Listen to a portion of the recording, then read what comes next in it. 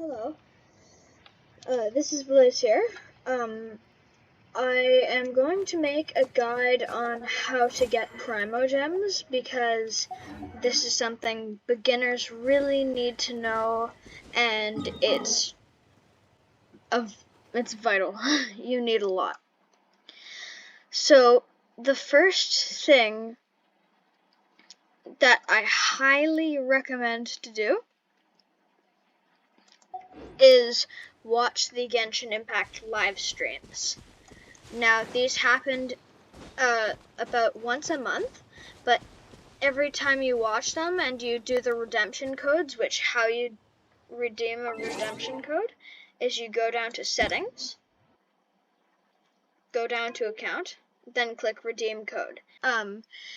Anyway, they'll give you 3 redemption codes in the live stream. Each of them gives you 100 primogems, which means every time you redeem one of them, you get, so every time you watch a live stream, pretty much, free 300 primogems. That's crazy. Also, this will, your events will spike significantly once you get to AR 20, but make sure, if you see a little exclamation mark here, to click it, because then what is here, there will be an event that can give you primogems, and that's a really good way to get primogems. Also, if you haven't done this already, go down to test run and you can test out the current characters, and every 5-star character you use, you can get 20 primogems, and there's always 2 characters per banner, or 2 5-star characters per banner. Well, like currently, people think Hoyoverse is going to make it 3 soon. Anyway, I don't know. Just make sure to do those, because those can give you a lot of primogems. So just check your events and redeem codes. Now, there is also another code I have for you. If you redeem it, all you have to do, here, I'll just type it and you can see it. You're gonna write Genshin gift. You don't need to do all caps, it's just, that's the proper way. I believe this is how it's meant to be. Yeah, see?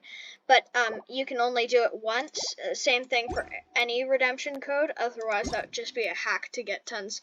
See, I've already done it, so just say reward code redeemed.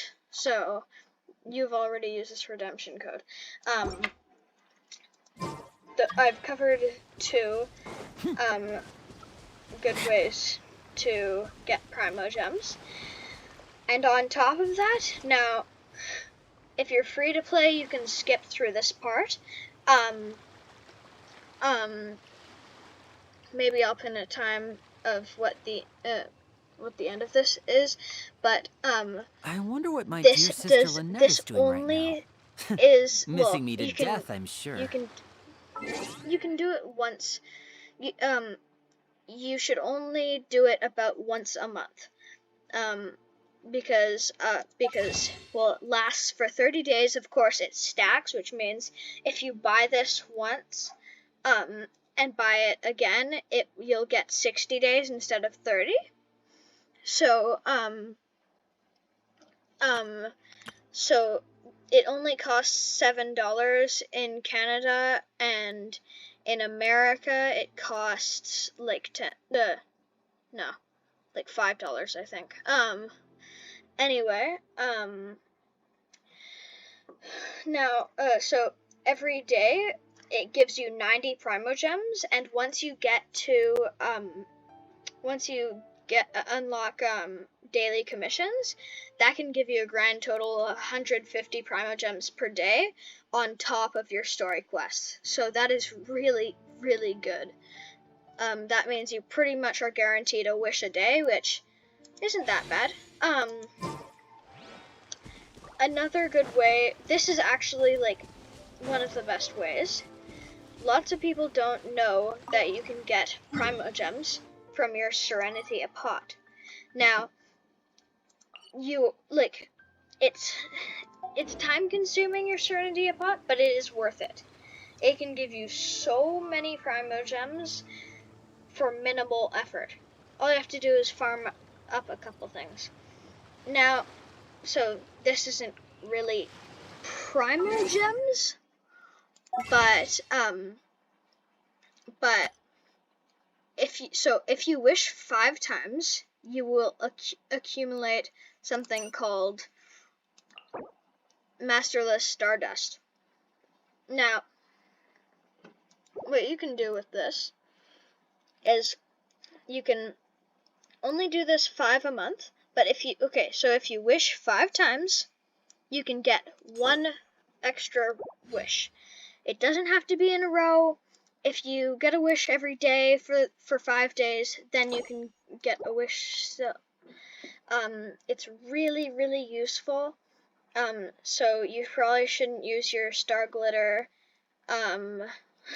You should probably save up your star glitter unless you're in need of these materials and stuff, which these are useful, but that's for another video.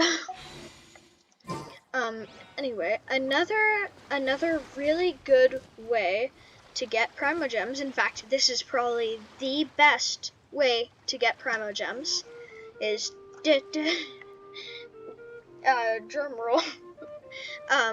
It is exploration. Now, it's hard to, okay, so, now this is something, lots of new players do. They see a chest, so let's say there's a chest here, and they see it, and they do not mark it on their map. They're just like, okay, I'll remember it. It's right there. I'll remember it, and then completely forget it. So, if you see a chest, even if you're in the middle of a quest, your quest can wait. Get the chest, unless it is way too hard. Also, if you see any of those challenges, they're like red. Often they're like swords or some weird things in a pedestal. Just make sure to do those also. They also give you chests, and they're just really good. Also, there are these things, so for exploration, you're gonna want to, I'm gonna list the areas you probably want to explore first. Dragonspine. Also, a good way is to check where in a certain nation. So let's say I wanted to do it in Mondstadt, not including Dragonspine. Check the area with the lowest number. That means there are more chests in that area and more challenges and more stuff like that. That's a really good tip. Also, so you're going to want to do Dragonspine first, then Inazuma, because holy smokes, there are a lot of chests in Inazuma. Try not to explore this island. Only do that if you have a lot, like you've explored like every other nation, because this one only gives you remarkable chests. Well, they're on rare occasions they give you other things, but otherwise remarkable chests give you like the least amount of primogems. Well, they give you more than common chests, but still. Then you should probably head over to Sumeru. I mean, it is huge. It can give you so many primogems.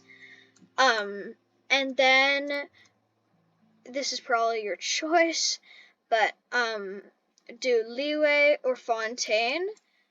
Fontaine is probably more luxurious chest heavy, so I would probably recommend Fontaine, but it doesn't really matter. And then finally I head to Mondstadt. The reason I say head to Mondstadt last is because Mondstadt doesn't have very good chests. Plus, let's face it, if you're a new player, it's probably explored the most. Also, a really good way to get primogems is go to here, the Spiral Abyss. Now, this is really, really, really good because up to floor 8, so if you don't know, it's like a fighting challenge. You just have to fight some enemies. Up to floor 8, if you 9-star it, which means like there's a time limit, and if you, well, it's confusing. You'll just have to figure it out. You'll have to get AR 20, I believe, to do it. How you get there, you're gonna want to teleport here. There's a portal here. You'll have to solve a puzzle. There are some Sealies, and you'll have to follow them into there. And then it makes a current going up into a portal that teleports you here. That's how to get there. I believe there's also another way, like around here, but this is how I discovered it. I think I've pretty much covered it. One last thing. There are these things called reputation rewards, which can give you primogems. Well, not quite primogems, but they can give you wishes, and also they can give you blueprints to make treasure compasses in the nation of your reputation. And that gives you that like leads you to treasure chests and stuff, so it's really, really, really useful.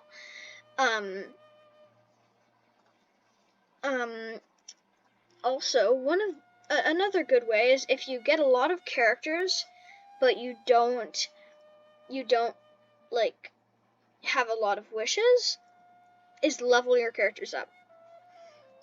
Leveling them up gives you free wishes. Like every time you send them every 2 times, they give you wishes. Here, I'll give you an example. For Linny, look, once you send him once, you get one of these. Now these probably aren't the ones you want, but take them, and once you send a bunch of characters, you can get 5 of these, which equals to one of the better wishes, which you can go towards one of the better characters. This anyway, is no time for distractions. Seriously. Thank you for watching this video. Those were some of the best ways to get primogems. And thank you for watching this. Bye.